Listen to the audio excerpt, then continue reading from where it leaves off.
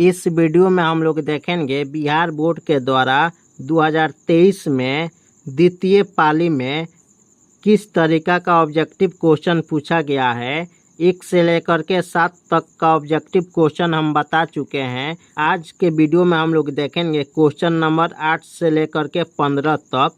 आप इस चैनल पे नए हैं तो इस चैनल को सब्सक्राइब करके जुड़ जाइए, क्योंकि प्रत्येक दिन ऐसे 10 गो ऑब्जेक्टिव क्वेश्चन आपको प्राप्त होने वाला है, जो मिक्स क्वेश्चन होगा, जो आपके एग्जाम के लिए बहुत अच्छा हो सकता है।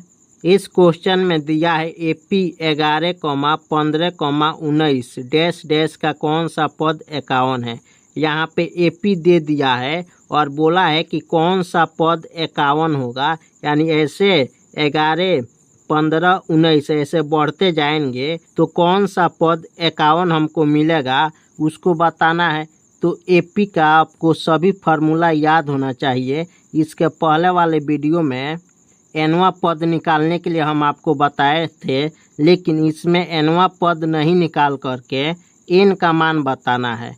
तो यहाँ पे अंतिम पद यानी an का मान दे दिया है 51। nवां पद क्या है? 51 है। n का मान हमको प्राप्त नहीं है, तो यहाँ पे nवां पद का फार्मूला होता है a plus n-1 into D बराबर 51 दिया हुआ है। अब यहाँ पे a का मान रखना पड़ेगा, d का मान रखना पड़ेगा और n का मान हमको बताना है। तो a का मान प्रथम पद होता है, इसमें प्रथम पद 11 है, यानी a का मान 11 हो गया। और d निकालना पड़ेगा। d निकालने के लिए अगला पद में से उसके पहले वाले पद को घटाते हैं, यानी d बराबर हम लिख सकते हैं a2 माइनस a1।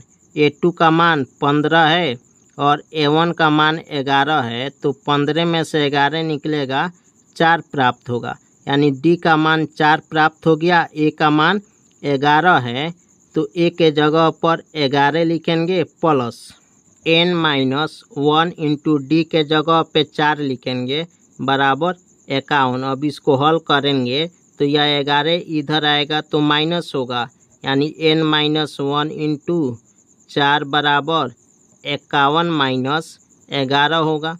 अब n-1 इंटू 4 बराबर 51 में से 11 घटेगा 40 होगा। 4 से 40 कटेगा 10 बार में, यानी n-1 का मान प्राप्त हो गया 10।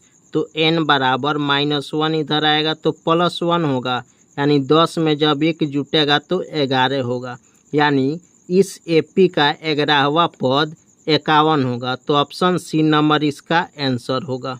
क्वेश्चन नंबर 9 में दिया है निम्नलिखित में से किसका मान 1/√2 के बराबर है। बताना है कि 1/√2 किसका मान होता है। cos 45 डिग्री का मान 1/√2 होता है, तो ऑप्शन सी नंबर इसका आंसर होगा। आपको ऑब्जेक्टिव क्वेश्चन 100 गो देता है, जिसमें से 50 गो बनाना है। आपको टोटल फार्मूला याद रहेगा तो आप पास मार्क ऑब्जेक्टिव क्वेश्चन से ही बना सकते हैं। क्वेश्चन नंबर 10 में दिया है यदि tan थीटा बराबर √3 तो थीटा का मान क्या होगा। यहाँ थीटा का मान बताना है कि कितना डिग्री थीटा का मान होगा। तो यहाँ पे tan थीटा दिया है, तो √3 को tan के रूप में ही देखेंगे, तो tan 60 डिग्री का मान √3 होता है, तो ऑप्शन डी नंबर इसका आंसर होगा।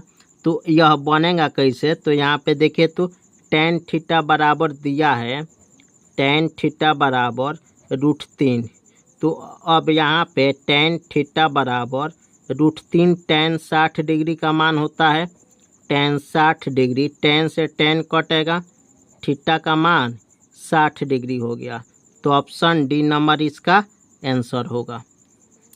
क्वेश्चन नंबर 11 में दिया है एक वृत्त की परिधि तथा त्रिज्या का योग 51 सेंटीमीटर है, तो वृत्त की त्रिज्या होगी।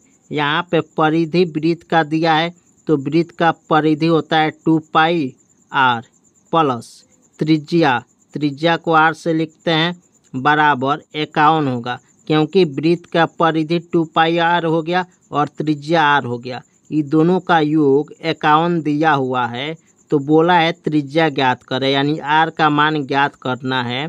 तो दोनों में आर कॉमन है, तो आर कॉमन करेंगे तो 2 पाई प्लस 1, आर कॉमन होगा तो यहाँ पे 1 बचेगा बराबर 51। आर इंटू 2 गुना पाई का मान 22/7 प्लस 1 बराबर 51। अब यहाँ पे आर इंटू 22 दूनी 44, 44/7 प्लस 1 बराबर 51। अब यहाँ पे आर इंटू 20 का बट्टा के हल करेंगे तो लसस 7 होगा, 44 प्लस 7 बराबर 51। आर इंटू 44 7 51/7 बराबर 51।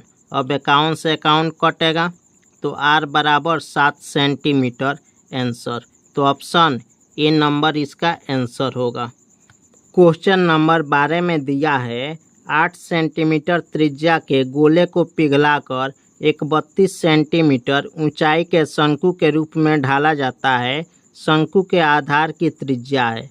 यहाँ पे एक वस्तु को पिघलाया जाता है, वह वस्तु गोला है और उस वस्तु को पिघलाने के बाद में एक दूसरा वस्तु जो नया बनाना है वह शंकु बनाना है।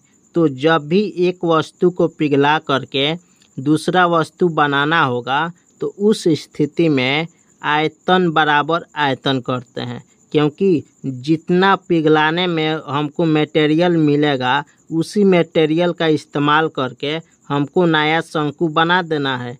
तो यहाँ पे गोले की त्रिज्या को R1 से लिख लेते हैं, यानी R1 बराबर 8 सेंटीमीटर। और यहाँ पे शंकु की ऊंचाई दिया है, यानी शंकु की ऊंचाई को हम 32 सेंटीमीटर लिखेंगे, H बराबर 32 सेंटीमीटर।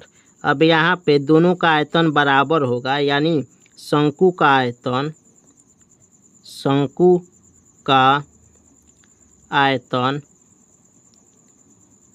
बराबर गोला का आयतन, दोनों का आयतन बराबर होगा।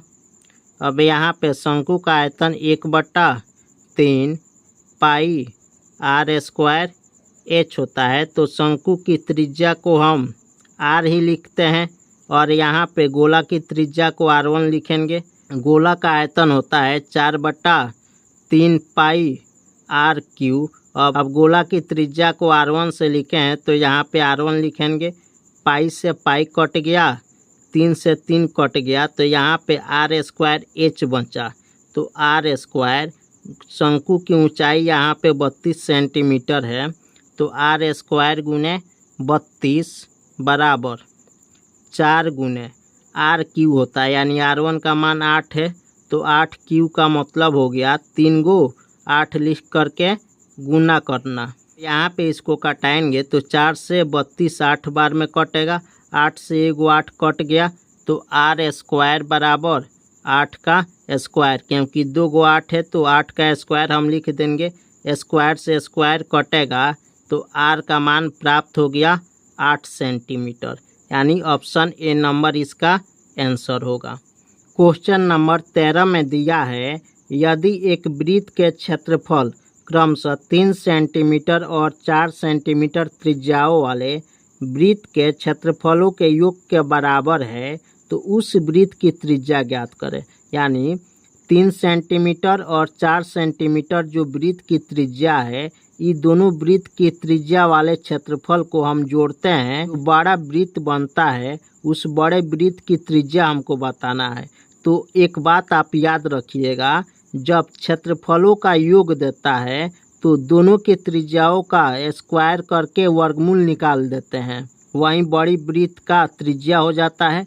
और जब परिधियों का योग देता है तो दोनों की त्रिज्याओं को जोड़ देते हैं तो बड़े वृत्त की त्रिज्या निकल जाता है। तो यहाँ क्षेत्रफलों का योग दिया है तो दोनों का स्क्वायर करके वर्गमूल कर देंगे, तो 3 का स्क्वायर 9 होता है, 9 प्लस 4 का स्क्वायर 16, 16 9 25 होगा और 25 का वर्गमूल 5 होगा, तो ऑप्शन सी नंबर इसका आंसर होगा। वहीं दे दिया रहता यहाँ पे क्षेत्रफलों का योग न दे करके परिधियों का योग दिया रहता और यहाँ पे क्षेत्रफल नहीं दे करके परिधि दिया रहता तो हम क्या करते कि नए वृत्त की त्रिज्या पूछा है यहाँ पर भी परिधियों का योग रहता तो दोनों की त्रिज्या को जोड़ देते हैं तो नए वृत्त की त्रिज्या मिल जाती। तो 4 और 3 जोड़ेंगे तो 7 होगा। जब यहाँ पे क्षेत्रफलों का योग न दे करके परिधियों का योग दिया रहता तो आंसर 7 सेंटीमीटर होता। क्वेश्चन नंबर 14 में दिया है एक समबाहु त्रिभुज ABC की एक भुजा A है तो इसका क्षेत्रफल होगा। तो समबाहु त्रिभुज की सभी भुजाएं बराबर होती है तो समबाहु त्रिभुज का क्षेत्रफल होता है √3/4 गुने भुजा स्क्वायर। तो ऑप्शन बी नंबर इसका आंसर होगा। यह सब ऑब्जेक्टिव क्वेश्चन है और लगातार डेली के डेली आपको 10 से 12 क्वेश्चन ऑब्जेक्टिव मिलेगा जो मिक्स क्वेश्चन होगा और आपके एग्ज़ाम के लिए यह बहुत फ़ायदेमंद रहेगा। तो डेली एक वीडियो को जो अपलोड करते हैं आप देखा करिए ताकि आपके एग्ज़ाम में ज़्यादा से ज़्यादा फ़ायदा मिल सके। क्वेश्चन नंबर 15 में दिया है ABC एक समद्विबाहु त्रिभुज है। यहाँ पे समद्विबाहु त्रिभुज दिया है, इसका मतलब है समद्विबाहु त्रिभुज का कि जो त्रिभुज बनेगा उसमें 2 गो भुजा बराबर होना चाहिए जिसमें कोण C का मान 90 डिग्री है। यानी यह समद्विबाहु समकोण त्रिभुज है। तो हम समद्विबाहु समकोण त्रिभुज बनाते हैं। यहाँ पे यह C जो है कोण C यह 90 डिग्री है तो हम इसको A मान लेते हैं और इसको B।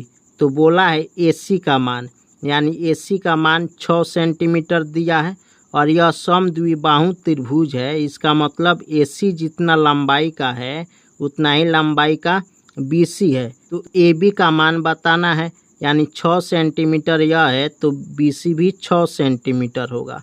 तो किसी भी समकोण त्रिभुज में तो इस समकोण त्रिभुज में यह लंब है यह आधार है तो कर्ण का मान बताना है। तो कर्ण AB बराबर हो जाएगा √AC का स्क्वायर प्लस BC का स्क्वायर। AC का मान 6 है तो 6 का स्क्वायर प्लस BC का मान भी 6 है तो 6 का स्क्वायर।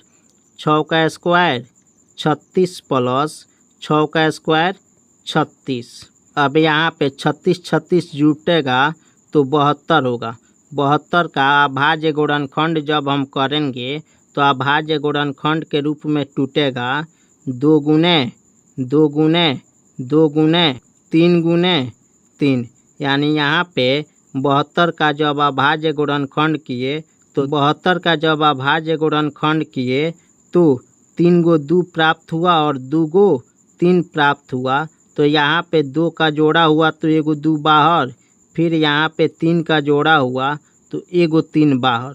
तो यहाँ पे 2 बच गया तो यह इसका जोड़ा नहीं है तो यह रूट का अंदर ही होगा यानी 2 3 6 6√2 सेंटीमीटर इसका आंसर है। तो ऑप्शन बी नंबर इसका आंसर होगा।